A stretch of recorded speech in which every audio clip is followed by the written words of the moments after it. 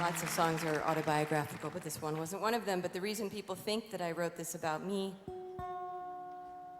is because the girl in the song finds a dog and lives happily ever after in the last verse.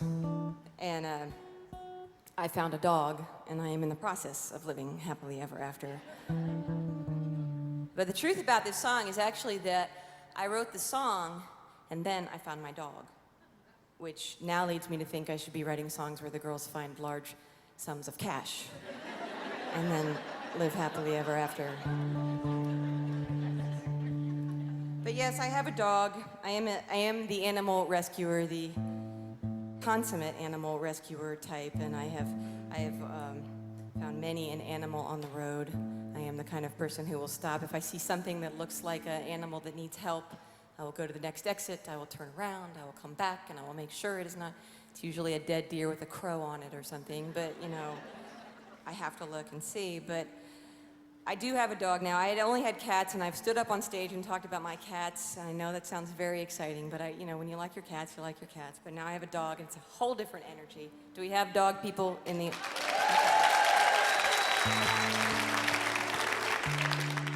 And that's the kind of sound the dog people make. The dog people go, woo, you know?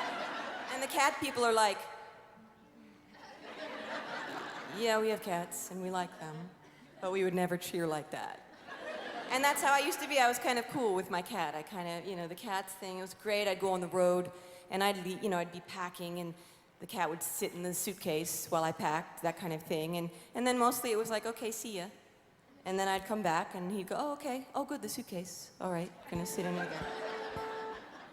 With a dog, it's a whole different thing on the road. I mean, it's a whole different thing. And so now when I go on the road, I like to get treats for her. You know, it used to just be a road trip and back, and now I want her to know when I've gone places like Des Moines or Springfield, Missouri, and, you know, that kind of thing, so she gets a treat from wherever I go. And that put me in search of places to find treats for her, and that led me to find my very first dog bakery. For those of you who have not found the dog bakeries because you're still not really getting this whole pet thing, dog bakeries are places that have baked goods for your dog.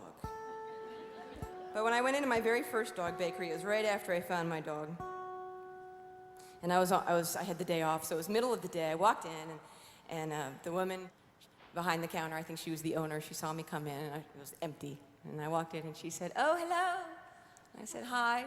And her first question was, and what breed do you have? And I knew this was going to be a very disappointing 5 minutes for this woman. My dog is not a breed. She is a mix of whatever was running around that night. And I don't know if people have the mixed kind of dogs, but everyone asks you what breed your dog is wherever you go. What breed's your dog? What breed's your dog? And I was telling my friend Susie about this, who also rescues dogs, and we decided that we would come up with our own breed name for our dogs, so that people would at least go away happy after being with us, you know?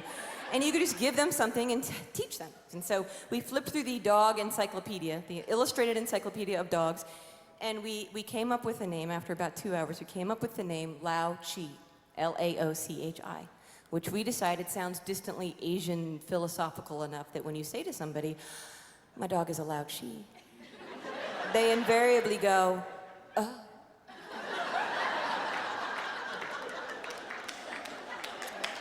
I've heard of that.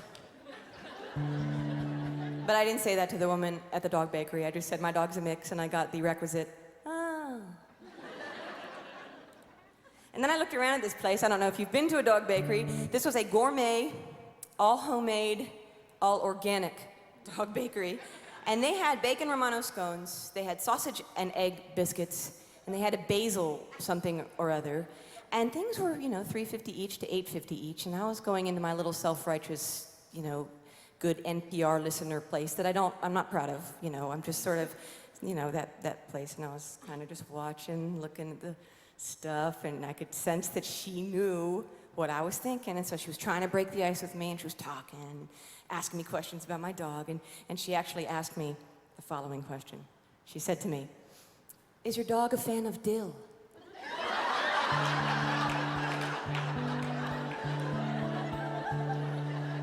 And what I wanted to say to her was, ma'am, My dog eats cat turds.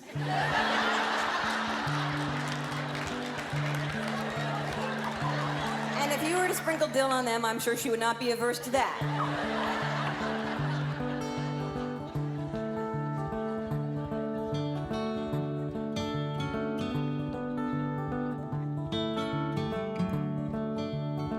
Second Avenue, yellow VW, she's behind the wheel. The busy people are crossing the street in their wingtips and their heels. She sings a tune from a Broadway musical, she got no radio. She waves her hand to the man in the rose as the stoplight turns to gold. And all the relatives, they say she's always been crazy with her radical ways. They say she's ornery, smells sort of garlicky, they think she might be gay.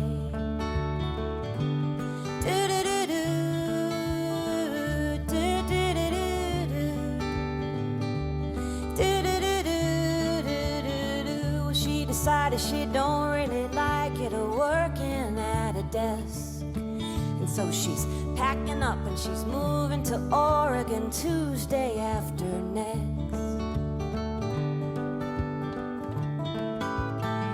And all her things but her journals and paintings and jazz CDs, of course, she'll give away to her good friend Renee, who was recently divorced. And all the relatives, they say she's always been an overly emotional girl. They'll tell you what, you got to toughen up to make it in this world.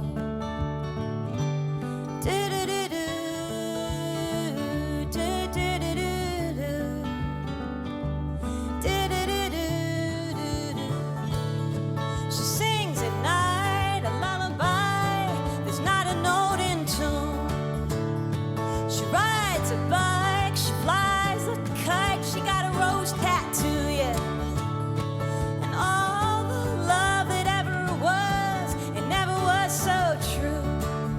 She says the best days are when there is nothing much to do. She found a puppy alone in an alley one rainy Christmas Eve. And even though she was practically broke, she took it home and gave it the last of her crackers and cheese. And yesterday she said, I think I'd lose my faith, except for the fact there are miracles practically every single day. And all the relatives say she hasn't been in a church in a matter of years. And add to that her weird little hats and the pierces in her ears. And all the relatives, they say she's always been crazy with her radical ways. Well, you know, that might be so, but she guesses she's okay.